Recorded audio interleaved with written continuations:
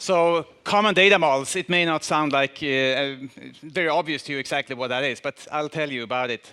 This is something that we have been thinking we'll be releasing in the next release for the last year and a half or so. It's still not being released. As you see, it's an NSO 5.0 feature. But I'll tell you what it is and why it's important. So in the good old days, we had an environment where we had NSO and we had a few NEDs. Each NED had a few Yang models. Juniper had 2, Cisco XR7, NetRounds 1, and so on. And they were small and manageable. And there was no overlap between them. They were all handwritten by our NED team and so on. So things were simple and easy. But when we now are starting to get a lot of netconf NEDs, the world looks like this. You have hundreds or even up towards 1,000 Yang files in each NED. And the chance that one of the Juniper Yang files in there has not the same prefix and not the same file names as any of the 800 in the Cisco XR and not in the 450, it's starting to get slim.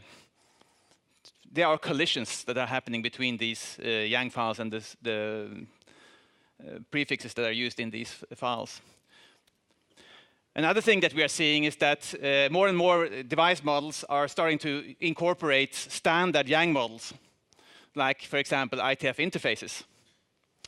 And since then, there is this overlap between Juniper and Cisco XR and Cisco XE. They all have the same models, but maybe in different versions, or maybe deviated in different ways.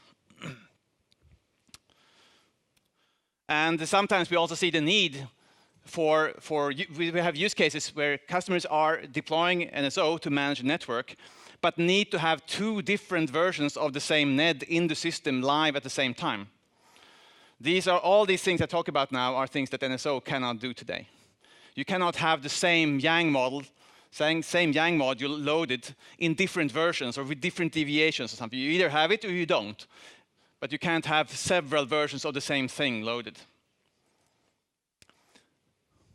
There's also something new coming up here. It's something called schema mount. This is not a finished RFC in ITF yet, but it is in the last call. We know this is coming. We actually have worked hard to write the text in here, so we know very well what it is. But this means that you can take a Yang module and load it up and put it not in the root, but somewhere else inside some other model. And this will also break a lot of things that we have in NSO today. So basically, Yang is growing up. We are starting to seeing scenarios which, when we started out with this Yang journey in ITF, we could not dream of at that time. So the Yang working group is now redesigning some aspects of Yang to tolerate these sort of things. And so that we have to do inside NSO product. So we had to do a lot of rewriting of the schema management inside NSO to support these sort of things. I have been running on this, so it exists. The code that's doing these sort of things, I have it on my laptop. It's actually in the other room. The code exists, it runs, but it's not something that we have released yet.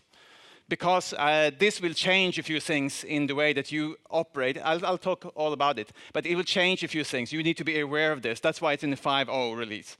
It will break a few things, or you will have to adapt to a few things to use this. You can also continue not to care about these advanced features, and nothing happens to you. Just keep working as usual. All the old packages will keep working. But if you want to take the journey into the next level, listen on. So yeah, 5.0, that's where this is coming. And don't ask me about the release date. OK, so what we did.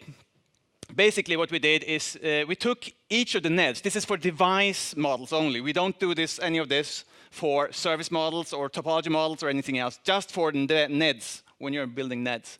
So we're making each NED a sort of separate universe. It has its own space, right? So technically, it's something like this. We take a NED-specific ID, like Cisco iOS netconf 16.1, and prefix that in front of all the namespace names that we have for all the modules in that NED to make it a separate universe. Yeah, and this is also where the common data model comes from, because we have the same model in several NEDs. That's actually one of the first problems we saw. Why we are promoting this ITF interfaces model, and we want everybody to use it, but as people started to do that, it turned into problems for us. And we called that problem the common data models problem. So that's why this whole feature is called CDM.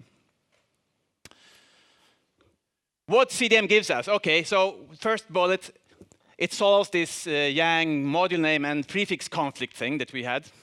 So now with this feature turned on and using 5.0, you can load the same Yang model with the same name and prefix and file name several times. Each NED can have ITF interfaces, for example.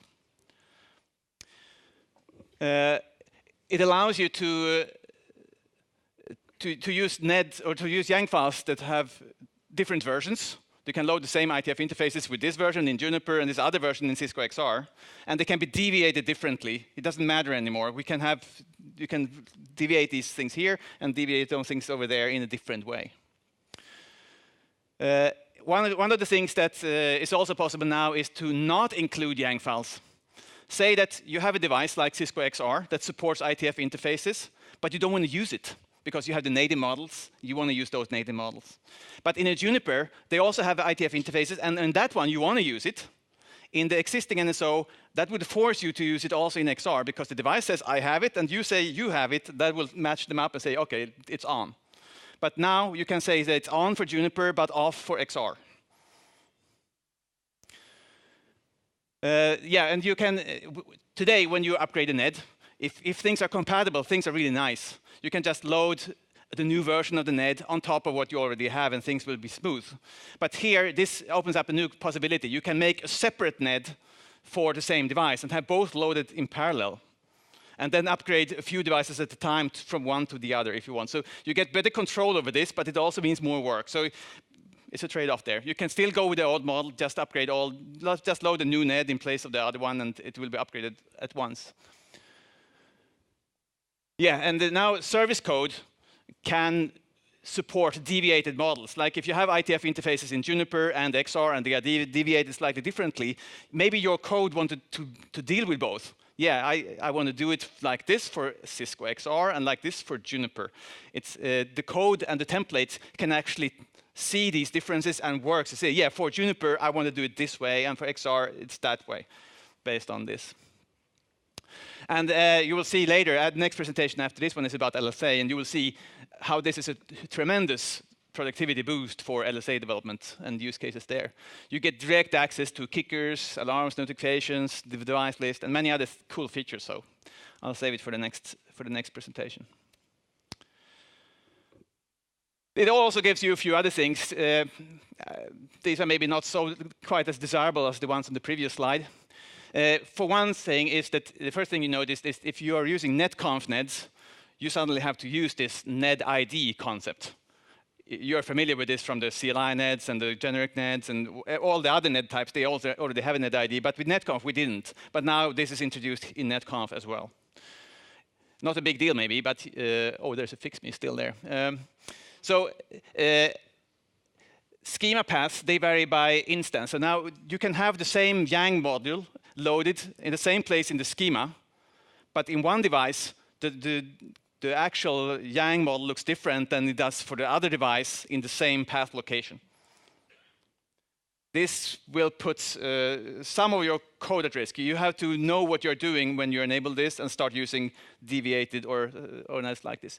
But so then there are some API calls that are working slightly differently. You have to specify which instance you're talking about. It's not enough with the schema path. You have to use an instance path to know what the schema looks like at a certain place. And also, since you're now able to load more versions of the same NED into memory at the same time, of course, that's going to use up more schema memory. It is very easy to make new versions of NEDs. We actually fear that some of you will do that just because it's so easy. I don't know if this one is compatible or not, so I'll just make one more or two more or five more, and suddenly your memory is going to start growing here.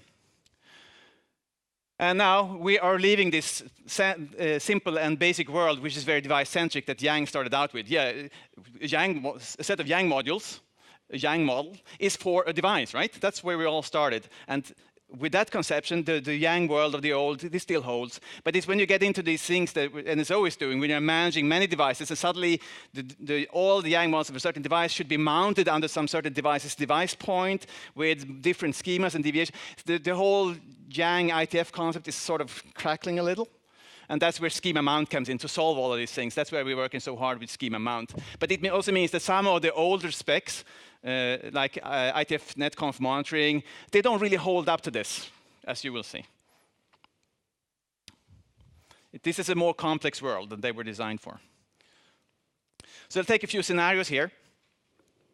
Let's say that you're an operator adding a new device. Okay, if that happens to be a netconf device, you have this NetID concept. So you have to go and set something like device is device, my new device, and device type netconf, NetID, and then give this NetID that you just loaded. Then okay, not a big deal, but if you don't do it, it won't work.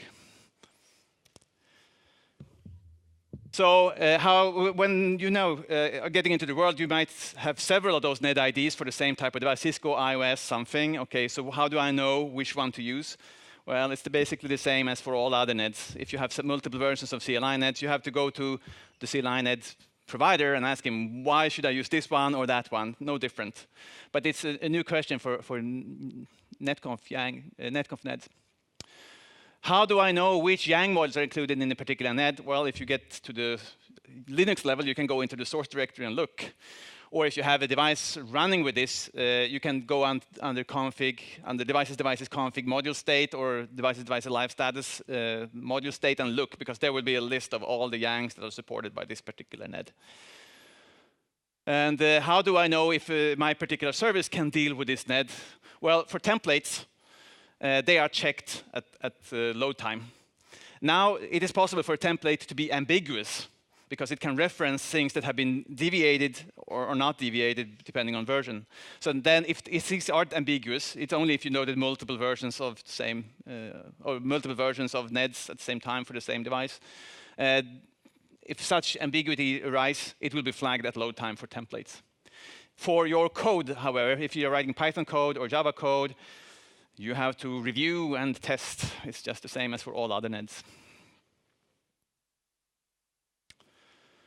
If you're upgrading your NED from one version to a new version, there are now two ways to do that. You could do the traditional, the upgrade. It's compatible, so just load a new version of your NED with a few added things in your Yang model, maybe. That works just like today. Same NetID, then everything will be upgraded to use the new Yang model immediately. But there's now also this other option to do a migration, which is something that you sometimes is a special thing. Then you create a new NED with a different NetID. And then you have to specify for each device, okay, this device or this set of devices should now migrate from this NetID to use this other NetID.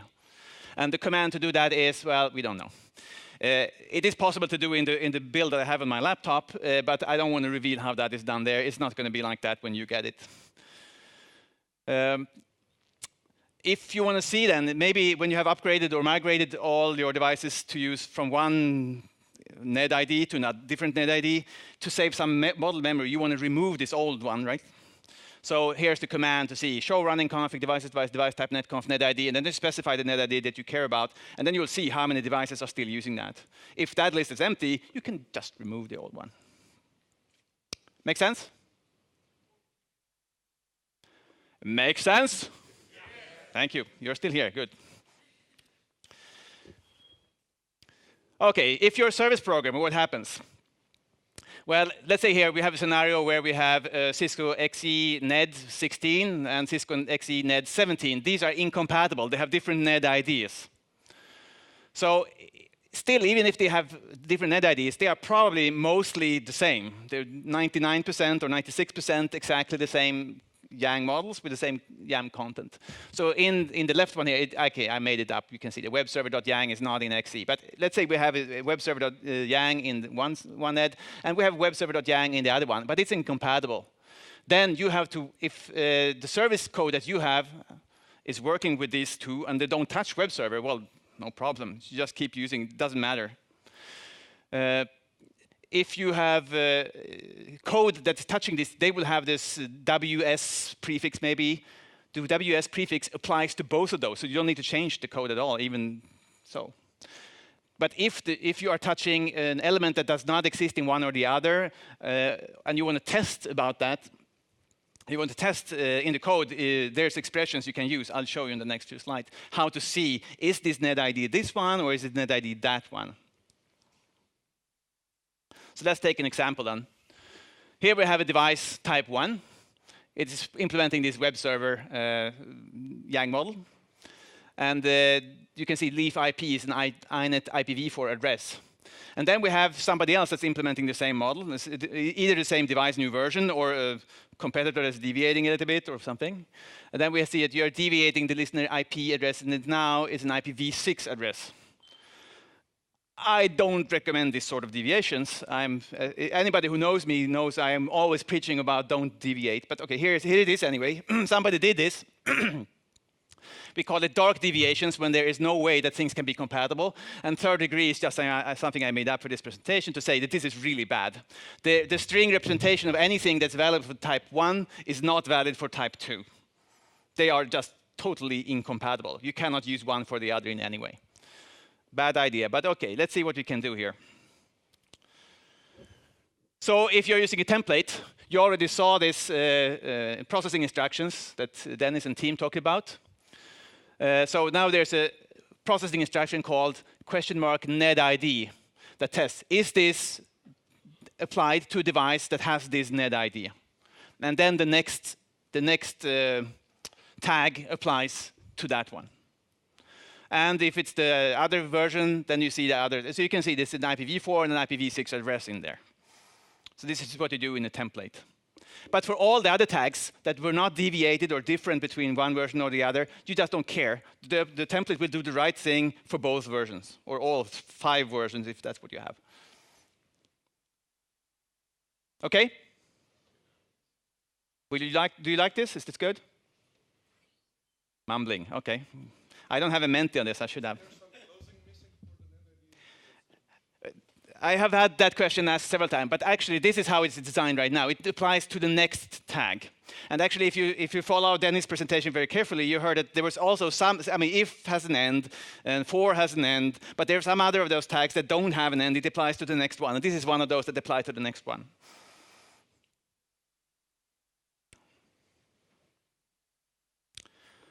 Java programmers, they can also dig up this NetID by doing get NetID by device name, and then you feed in the device name, and then you get the NetID, and then you can do all sorts of is ID equals whatever. So you can then do different things, for example, insert an IPv4 or an IPv6, depending on this.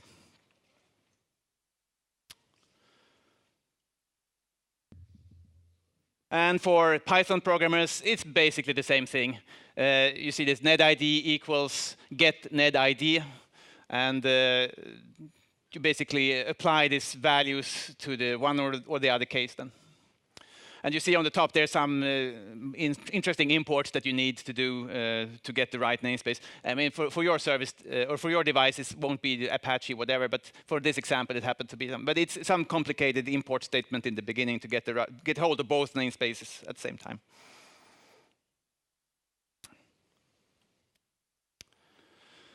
And then we have Attention. Raise your hand. This slide is for you. Oh, you're up there. OK, if you are working from the north side of NSO and want to integrate some portals and other complicated things up there, you will not be able to do some things with the device models. Certain things will be different anyway. When somebody connects to NSO and in hello, we will not announce device models at all. We'll pretend that we don't have them. And in ITF netconf monitoring, if you go to netconf state, you should be able to get the list of all the Yang models on the system. We don't report them because things are now not clear anymore what we should report there. So we'd rather report nothing than something that's potentially wrong. And this is where we get into the limits of where ITF is with Yang today. This sort of multi-valued world is, I mean, the specs don't cover this. So that's why we shut down netconf hello and ITF netconf monitoring for these modules. We don't report them. And the solution to this is, of course, ITF schema mount, which we are implementing. So schema mount will take care of this. It will, the list of modules, even device modules, will be visible in ITF Yang library. And there will be ways to deal with this in there with the latest upcoming versions of ITF schema mount. But here's an example on the right here showing you what it looks like in this world. Now we did a get config of everything in NSO. And you see for device www1, listener, the IP address is an IPv4 address. With, you see the namespace, acmecom ws, okay? And in www2, IP is an IPv6 address, and the namespace is exactly the same thing. It's just they happen to have different net IDs, and the YANG walls are deviated and all these sort of things. But to a traditional netconf guy, this looks kind of strange. This was modeled as an IPv4 and an IPv6. How? Okay, you have to do something with the portal or whatever is on top here to be able to consume this. And if you want to be consistent with your YANG models, because the YANG model that applies here is multi-valued, and it's not so easy to see based on this report what is what. You have to be aware and use the schema mount mechanisms to understand what's going on here. Make sense? But if you don't use schema mount, I mean, if you don't use these multiple net IDs for the same thing, you don't need to worry. But if you want, this is possible now, and that will cause potential trouble for traditional people outside the system. Then we looked at the performance, and it looks like this. There are some things that are faster and some things that are slower with this CDM feature. As an average, it looks like it's evening out pretty much. It's with the gains and the losses even out pretty nicely. Actually, I saw a graph yesterday where CDM things were actually a little bit faster. But I don't know if that holds for all use cases. But something that you will see if you load multiple versions of schemas is that RAM usage will go up. But here's a map, NSO code, YANG schema, database content, work memory. This is the sort of things that will be in memory. How much of each varies. I mean, the NSO code is about the same, but all the other things depends on your usage. You may have some more or less YANG schemas. You may have more or less database content. Work memory is something that you might not have so much control over, but we will need some work memory that relates to the size of the database content somehow. So for you, loading, if you duplicate all YANG schemas into 2 versions, okay, it will take twice as much YANG schema memory. Just to give you an idea. And we are a little bit afraid that you might do that. You want to duplicate. It will be so easy to make new net IDs that you might overuse this feature. And what you have to do then, you will have to pay in RAM. And maybe also startup time, because at startup time we have to load all those schemas, so it will take longer to start. That's all I had. Any questions? Can you give me a mic?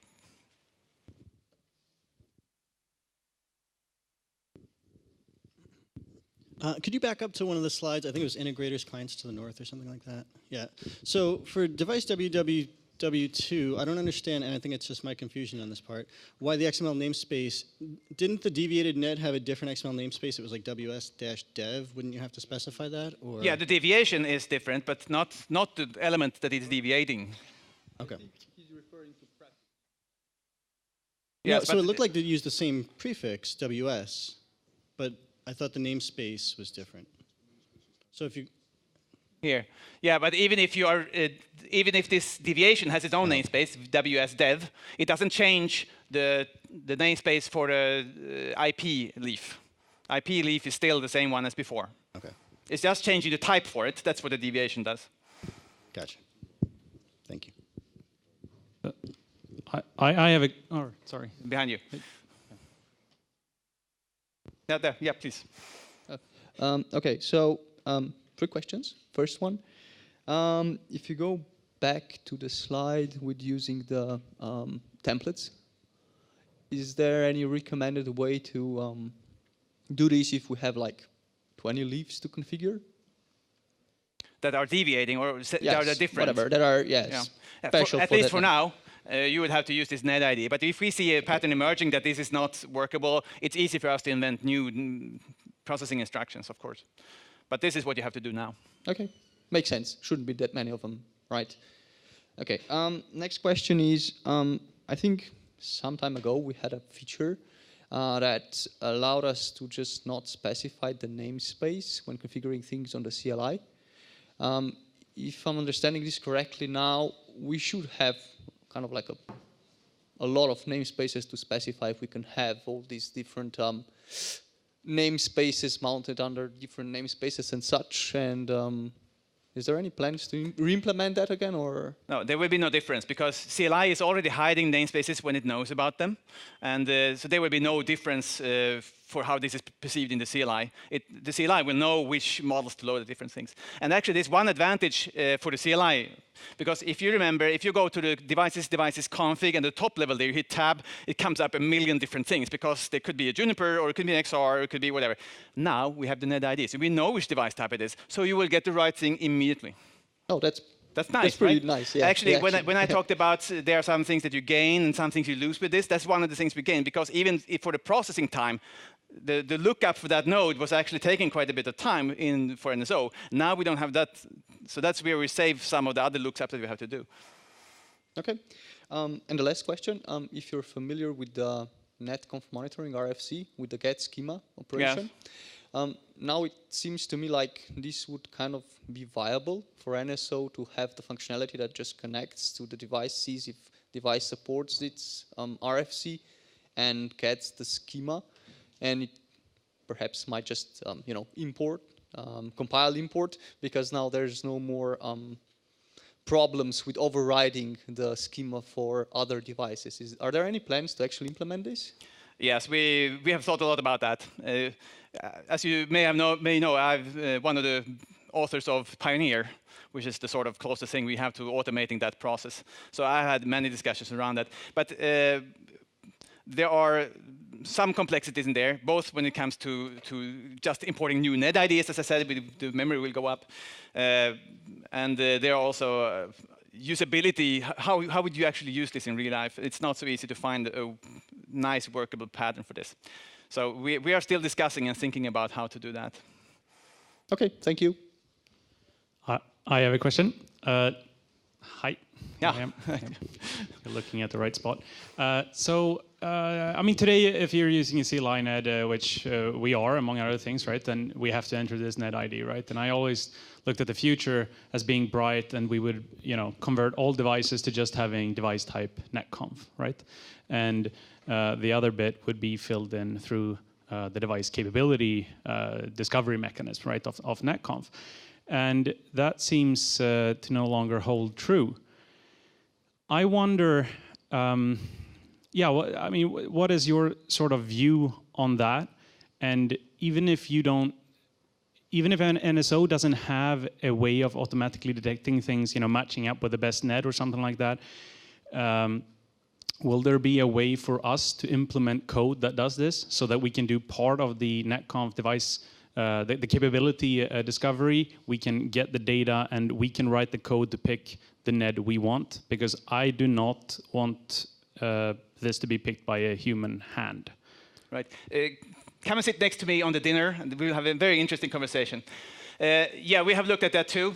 I think that I'm living in one of these ivory castles. I'm working a lot with netconf and Yang, so I'm all for making the green and happy world for the future. That's exactly where I live.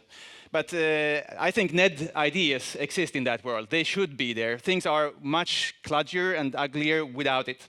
However, as you say, you may not want a human hand involved in picking that net ID and selecting the right one for this device. But that's a separate question, coming back to these usability questions around Pioneer. So net IDs should be there. They are part of the bright new future, but we may need some assistance or tools for selecting which net ID to use.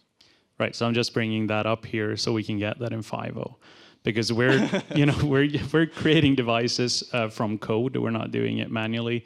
There's a reactive service doing that, and I want to continue using that, and I don't want to have extra input parameters. I'd like that code to be able to pick the net ID. Yes, I'm pretty sure it won't be in 5.0, but you can definitely vouch for it coming in 5.1 or some.